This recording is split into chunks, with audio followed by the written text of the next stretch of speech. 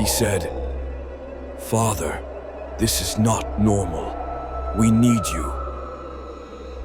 Words flowing gently from his mouth, but suddenly, a deep and growling voice burst out of Rosalia's lips, a voice that did not belong to her small body. "Tacete, sacerdote, vos nihil potestis."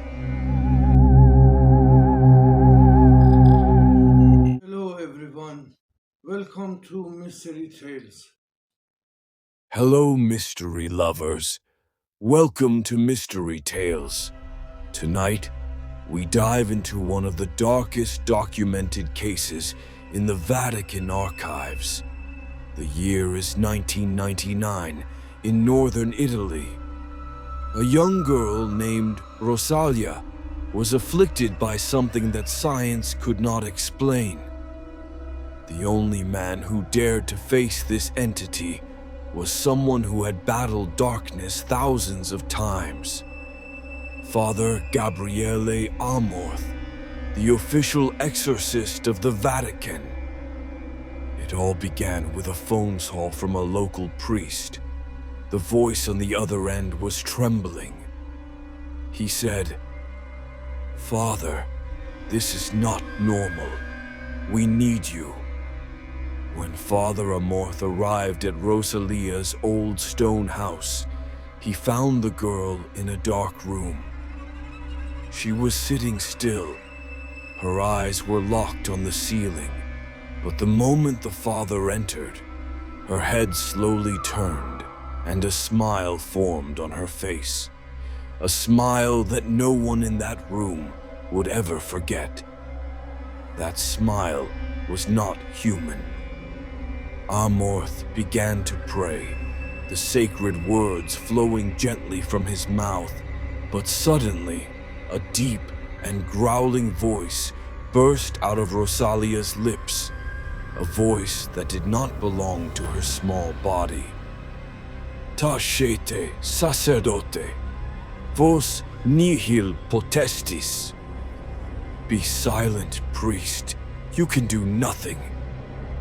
Everyone froze. Latin. This girl had attended ordinary school. She never studied Latin. Yet she spoke it perfectly, with the accent of classical clergy from the Middle Ages. Her voice sounded like that of an angry old man filled with centuries of hate. The next day, Father Amorth continued the rite at the church. While holding the prayer book in his hand, Rosalia sat strapped to the special chair. Her voice was quiet at first, but when the holy water touched her forehead, she let out a scream that shook the church's ceiling. Suddenly, her body arched backward in an unnatural position. Her eyes rolled white, and her tongue began to speak in languages no one understood. Aramaic, Hebrew.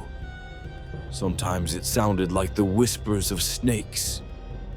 During one of the sessions, as the priest chanted, and Amorth's assistants held Rosalia down, a laugh echoed through the church, not from her mouth, not from anyone present.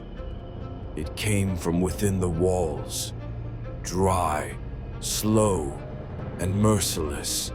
Then, the same monstrous voice spoke again. "Ego sum Baal. I am Baal." Father Amorth later said, "That was the moment I realized. We weren't dealing with a wandering spirit. This was something much older, an ancient demon hiding in the shadows for centuries." With every prayer, Rosalia's body trembled more violently, and so did the resistance. At one point, all the lights in the church went out. One by one, the candles were extinguished. The entire place sank into darkness. Only Amorth's voice remained, whispering sacred words. Then a scream, a deep, guttural scream, as if 100 souls cried out at once. And then, silence.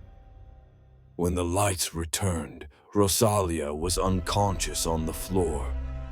Her breathing was calm, like someone waking from a nightmare. A few seconds later, she opened her eyes, and with her own voice, softly said, "What happened? Where's my mother? Why is everyone crying?" She remembered nothing from the previous days, and perhaps it was better that way. Father Amorth would later describe this exorcism as one of the most intense spiritual battles of his life, something that couldn't be captured with ordinary words. Some wounds are invisible, and some battles happen quietly in the dead of night. And this was just one of Father Amorth's dark files. Stay with us, mystery lovers, because more tales from the Vatican's darkest corners are coming. This is Mystery Tales. Let's go to the next story. Welcome to the dark world of Mystery Tales. In this episode, you'll witness one of the most real and terrifying exorcism cases of Father Amorth, the chief exorcist of the Vatican, the story of the Neapolitan boy, a teenager who didn't just lose his voice, but became the voice of the devil. His name was Luca, a 15-year-old boy from an old neighborhood in Naples, quiet, artistic, and a lover of music. His family was moderately religious. His mother was a school teacher, and his father a mechanic. It all began on a summer night. Luca woke up gasping, eyes full of terror. He said he saw a man in black standing at the end of his room, a face that kept changing. The nightmares kept returning, but they were more than dreams. Weeks later, his mother noticed that Luca no longer prayed at the dinner table. He began drawing disturbing images. A man walking on walls, upside-down crosses, glowing eyes emerging from darkness. Luca changed. His voice became deep and unfamiliar. He suddenly spoke languages no one understood. One night, they found his father bleeding in the bathroom. Luca had said, "He tried to erase my name." Doctors diagnosed him with psychosis, but medications didn't work. The only thing that calmed him was being inside a church, but only if he stayed away from the altar. When he got too close, his body would tremble violently, and he'd scream as if hundreds of voices were screaming through him. Eventually, Luca's family traveled to Rome to meet Father Gabriele Amorth, the priest who had performed over 70,000 exorcisms. Luca entered the room, red-eyed, with grayish skin. Father Amorth looked at him and said, "You are not who you pretend to be. Tell me your name." The boy stayed silent. Then a layered, gravelly voice replied, "We are many. This body is now our home." Father Amorth raised the cross and began to pray.